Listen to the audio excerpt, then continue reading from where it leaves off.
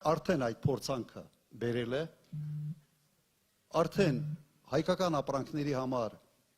մուտքը դժվարացել է, ապրանքատեսակներ կա, որը ուղղակի փակել են, եւ հիմա իր մեղքը եւս փորձում է գցել մեր վրա։ Ոնց Ղարաբաղը չէ ինքը տվեց, ծախեց, ավիրեց, հասմահներն են արել 91 թվականից։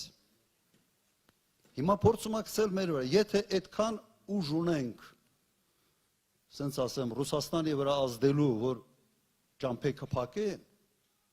մեր ապրանքների համար, ուրեմն այդ ուժը ունենք հունիսի 8-ին այդ ճամփեքը բացելու համար։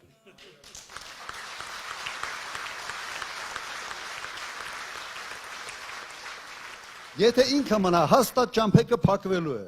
ամբողջ ինչ Հայաստանը արտադրում է, չի արտադրում, ասենց ասեմ, 90%-ով գնում է Ռուսաստան, գյուղարտադրանքի ավելի քան 90%-ը, մոտավորապես 98% բանջարեղեն,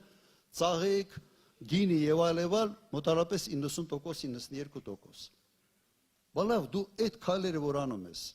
չես մտածում այդ արտադրողի մասին, այդ բիզնեսների մասին, այդ ջերմոցներում աշխատող մարդկանց մասին, ուրեմն,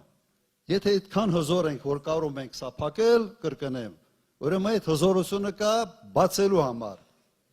Ուրեմն իմացեք, որ որևէ խնդիր, որևէ մեկը չի ունենալու Ռուսաստանի հետ հարաբերություններում հունիսի 8-ին, եթե ընտրվում ենք մենք։